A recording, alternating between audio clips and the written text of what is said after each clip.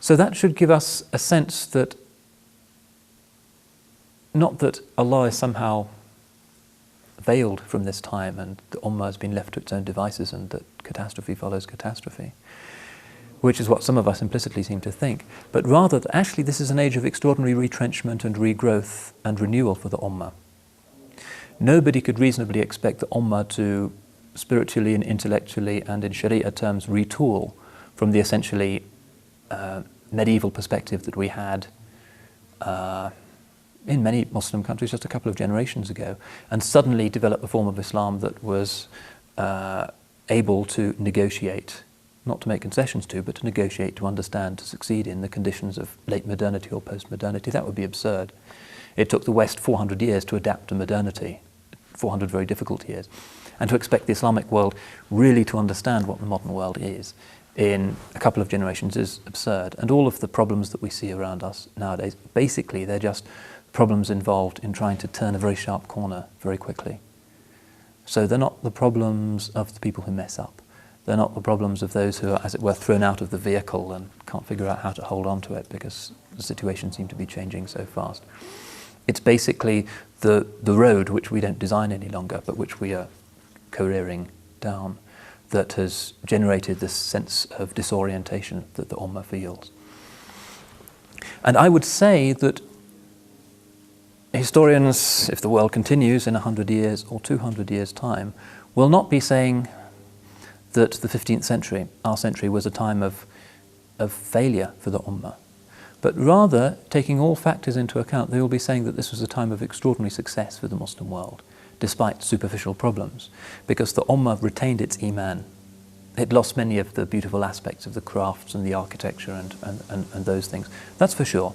But that's because of the speed of change which leaves craft guilds and a certain serenity temporarily behind. But as the Ummah gains its breath again, gains its equilibrium, those virtues will necessarily be recovered because they're the necessary virtues of any mu'min.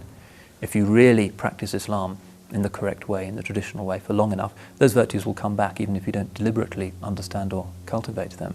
You can find them perfectly in illiterate villages in Egypt or in India, even though they've probably never heard of the names of those virtues, but they just flow naturally from the Muslim spirit. So they will come back. So the Ummah is, if you like, rather like one of those super tankers that take like 20 miles in order to change course, because they're so big and ponderous and carrying so much, and they've been underway for so long that you can't suddenly turn them on a new course overnight. Of course, that's not possible. If you're a tiny little ship, you can do that. A new religious movement, a new cult or whatever, well, it can change and adapt because it's lightweight, there's nothing much to it.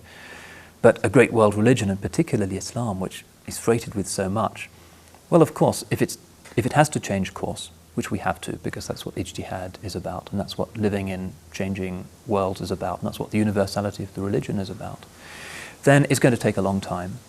And there will be some people who are thrown overboard, other people who are seasick, other people who start fighting because they think that the direction should be another direction. That's natural. And when we see that, we have to, first of all, be confident 100% that Allah's purposes for the Ummah are good.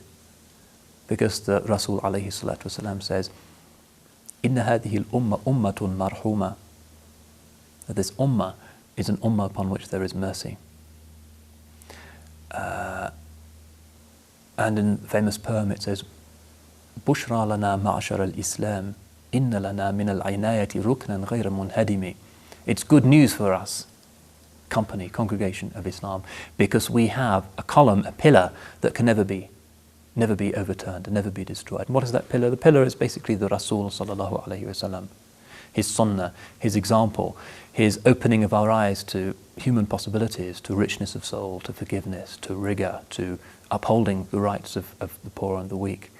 And of course his concern for us, his ongoing concern for us, his intercession for us even. And the Yawm al-Qiyamah, that rukn, that pillar, is always with us. Bushra lana, it's good news for us. Nobody else has a pillar like that. And when we have that awareness, then inshallah we won't be so seasick. Maybe we will a little bit, and we'll say, what on earth is going on to the Ummah in this period of its history? Why aren't we laying siege to Vienna any longer? Or why isn't Argentina converting to Islam the way that, say, Somalia converted to Islam 1,000 years ago. Those aren't realistic expectations, because the crew is feeling a little bit dizzy, seasick, disoriented. But the crew is still on board and the ship is still afloat. And that's the miracle, the ship is still afloat. And the other ships basically have sunk. They may have a few lifeboats, a few denominations, and a few people who are still trying to cultivate lives of fasting and prayer and giving. There are a few remnants of other ummahs, but the great show that's still on the road is the ummah of Sayyidina Muhammad sallallahu alaihi wasallam, because it's still there. We're not in the lifeboats, we're still in the ship.